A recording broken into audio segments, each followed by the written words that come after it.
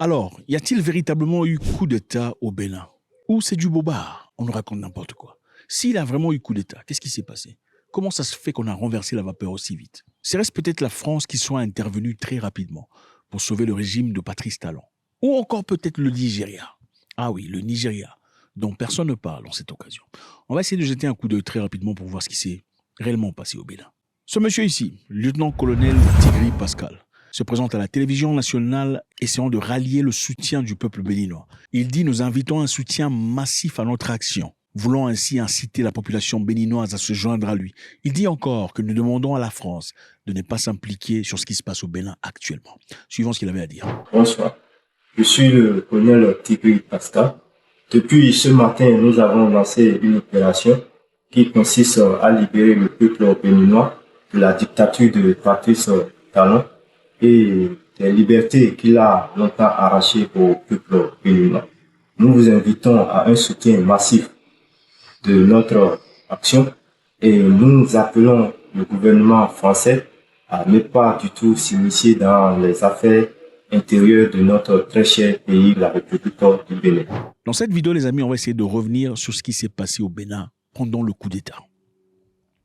Et qu'est-ce qui a réellement motivé cette action? 6 décembre 2025, des rumeurs circulent selon lesquelles les militaires du nord du Bénin comptaient descendre sur Cotonou dans l'objectif de faire le dit coup d'État. C'est-à-dire qu'il y avait une préparation de coup d'État, une information qui aurait déjà sointé quelque part. Mais tout commence véritablement le 7 décembre, lorsqu'une sorte d'affrontement éclate entre ces militaires du Nord, d'un côté les putschistes et d'autre côté les soldats fidèles au président Patrice Talon. Et pendant cette confrontation, certains militaires seraient descendus au ORTB pour prendre contrôle de la radio et télévision béninoise. Évidemment, une image qui nous rappelle un peu le Burkina Faso et le Mali avant ça. Des militaires se présentent au plateau prononçant un coup d'État probable. Ils disent le président béninois est destitué de ses fonctions. Secondo, que la constitution serait suspendue. Tertio, les partis politiques dissous. Écoutez. Le vote des lois chrysogènes, le renvoi à l'exil de certains citoyens du pays, les arrestations tous azimuts et l'emprisonnement de citoyens sur fond d'intimidation. Eu égard de ce qui précède, le comité militaire pour la refondation CMR a décidé 1. La constitution du novembre 2025 est suspendue. Toutes les institutions sont dissoutes. Les activités des partis politiques suspendues jusqu'à nouvel ordre. Les frontières terrestres, maritimes, aériennes du Bénin sont fermées jusqu'à nouvel ordre. La prise du pouvoir en ce moment traduit la ferme volonté du comité militaire de la refondation à mettre fin à l'exclusion de toutes les couches sociales de notre pays, sans distinction aucune, dans la suite de la transition et de restaurer la cohésion nationale. L'armée nationale exercera jusqu'à nouvel ordre la plénitude des pouvoirs dévolus à l'État du Bénin. Tous les fonctionnaires du Bénin, tous les travailleurs de nos villes et campagnes, où qu'ils se trouvent, doivent continuer d'assurer normalement leurs tâches quotidiennes avec plus de foi et de discipline. Quant aux vaillantes populations, l'armée les invite à vaquer librement à leurs occupations dans la paix et la tranquillité. À la communauté internationale, le comité militaire de la refondation rassure que les engagements internationaux du Bénin ainsi que les droits humains seront respectés. Enfin, l'armée s'engage solennellement à donner au peuple béninois l'espoir d'une aube véritablement nouvelle où il règne la fraternité, la justice et le travail, symbole de notre unité nationale. Vive l'armée, vive la refondation de notre chère patrie, vive le Bénin, la République ou la mort, le peuple d'abord. Fait à Cotonou, le 7 décembre 2025. Communiqué. Le comité militaire pour la refondation CMR, réuni ce jour, dimanche 7 décembre 2025, à Cotonou, a délibéré et décidé ce qu'il suit. Monsieur Patrice Talon est démis de ses fonctions de président de la République. Le lieutenant-colonel Tigri Pascal est nommé président du comité militaire pour la refondation au comité de ce jour. Fait à Cotonou, le 7 décembre 2025. Donc le lieutenant-colonel Pascal Tigri est proclamé président de la République. Pendant qu'ils sont encore en direct, beaucoup de choses se passent sur place.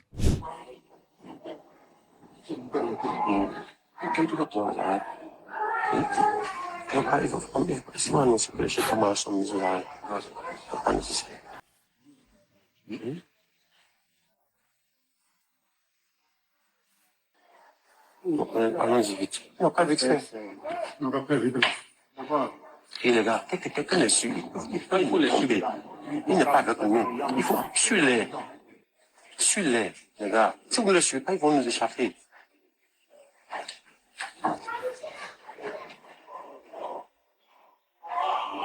Faut les poser maintenant. Tu as déjà pris contact avec eux.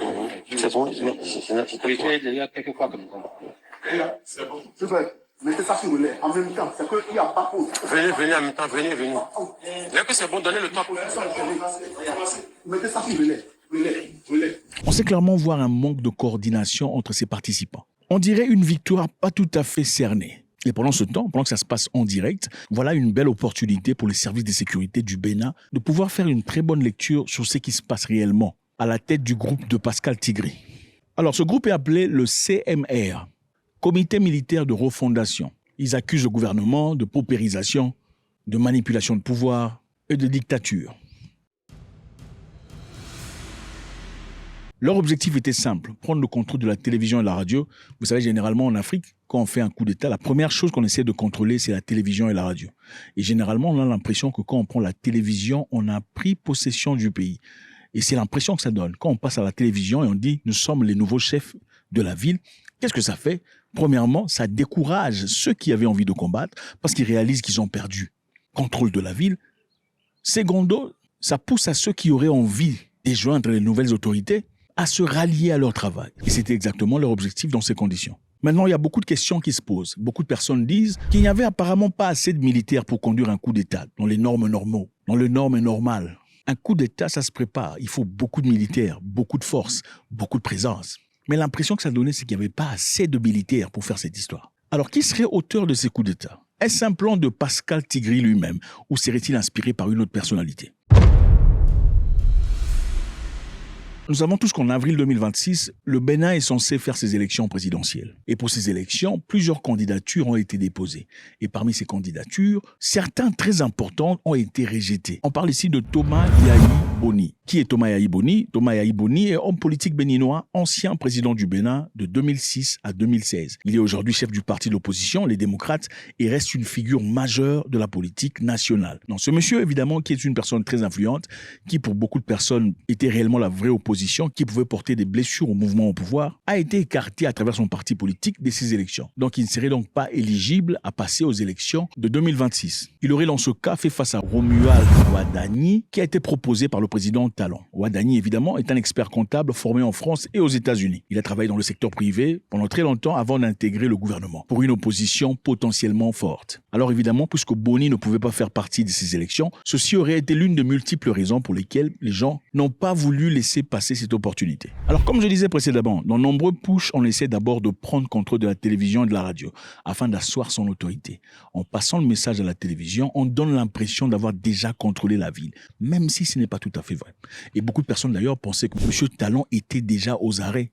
Pourquoi on le fait? On fait dans l'objectif d'encourager ceux qui veulent venir sortir, de sortir, et aussi décourager ceux qui veulent s'opposer à vous, puisque vous avez déjà pris contrôle de la télévision nationale. Malheureusement, dans ce cas, ça n'a pas réussi. Très vite, le ministre béninois de l'Intérieur, Alassane Seydou, s'est présenté à la télévision et a dit ceci. Suivez. Chers compatriotes, au petit matin de ce dimanche 7 décembre 2025, un groupuscule de soldats a engagé une mutinerie dans le but de déstabiliser l'État et ses institutions.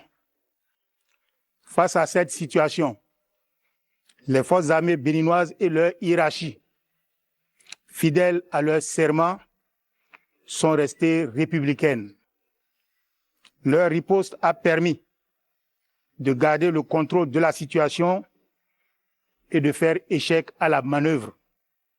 Aussi, le gouvernement invite-t-il les populations à vaquer normalement à leurs occupations. On sait clairement voir les expressions de son visage, très en colère et très furieux. Dans cette histoire, il y aura des conséquences. Les conséquences sont évidentes. Jusque-là, plusieurs cadres administratifs publics, surtout des militaires, ont déjà été arrêtés. Évidemment, ils doivent faire des investigations pour comprendre d'où ça vient, d'où ça va. Et aussi, il y a la réputation du Bénin, qui généralement est situé comme l'un des pays les plus paisibles d'Afrique, qui part en fumée. Voilà ce que M. Talon a dit. Enfin, je voudrais vous rassurer que la situation est totalement sous contrôle et vous inviter, par conséquent, à vaquer sereinement à vos occupations dès ce soir même. Alors, qu'est-ce qui a sauvé le régime actuel, légal, au Bénin? Beaucoup de personnes parlent de la France. Et certaines personnes disent que la France aurait probablement joué un rôle important pour déloger Patrice Tigri et ses groupes. Des rumeurs non confirmées, évidemment, évoquaient un avion de l'armée de l'air français circulant au-dessus de Cotonou, mais des diplomates français ont démenti toute implication et précisé que le président Talon ne s'était pas réfugié à l'ambassade de France. Mais ce qui est le très intéressant ici, c'est le Nigeria. Le Nigeria a-t-il réagi à la place du Bénin? Il a été confirmé par plusieurs sources que le Nigeria a joué un rôle décisif de soutien. Évidemment, à la demande urgente du président Talon, le président nigérien Bola Tinubu aurait ordonné les avions de chasse de la force aérienne nigériane d'entrer dans l'espace aérien béninois, d'en prendre le contrôle et d'effectuer des frappes sur des positions tenues par les putschistes. Monsieur Talon aurait demandé au Nigeria un soutien immédiat et Tinubu l'a fait en envoyant les avions de chasse pour prendre contrôle de l'espace aérien béninois et d'effectuer des frappes sur les positions tenues par les putschistes. Donc on a ici ciblé ces endroits où ils étaient situés. On parle aussi des troupes terrestres nigérians qui auraient également été placées en alerte. Alors, est-ce vrai ou pas? En tout cas, c'est une probabilité très forte, d'après ses origines. Ce qui est intéressant ici est que le président Tinubu a confirmé, disant que cette action avait pour objectif de protéger le régime de Patrice Talon et pour lui défendre la démocratie. On ne veut plus des coups en Afrique, d'après lui. Maintenant, est-ce simplement une façon fraternelle pour le Nigeria d'assister le Bénin ou bien ça aurait été impliqué de manière beaucoup plus profonde? Ce qui est intéressant à dire ici, c'est quoi? C'est que la France s'est engagée à soutenir davantage le Nigeria. Okay? Il y a quelques jours, la France s'est engagé officiellement à soutenir davantage le Nigeria. Macron a assuré personnellement Tinubu de sa solidarité en promettant une coopération renforcée contre le terrorisme et la violence dans le nord du Nigeria. Qu'est-ce que cela implique? Cela implique évidemment le soutien matériel de la France au Nigeria, des entraînements de la France au Nigeria, une formation militaire de la France au Nigeria et d'autres dons. C'est une histoire qui est officielle, qui a été dite par Macron et répliquée par Tinubu. Alors la question qui se pose ici, est-ce que M. Tinubu aurait fait ça dans l'objectif de soutenir peut-être une demande de la France à travers autre chose? Point d'interrogation. Faites-moi savoir ce que vous en pensez. C'est toujours avec beaucoup de plaisir.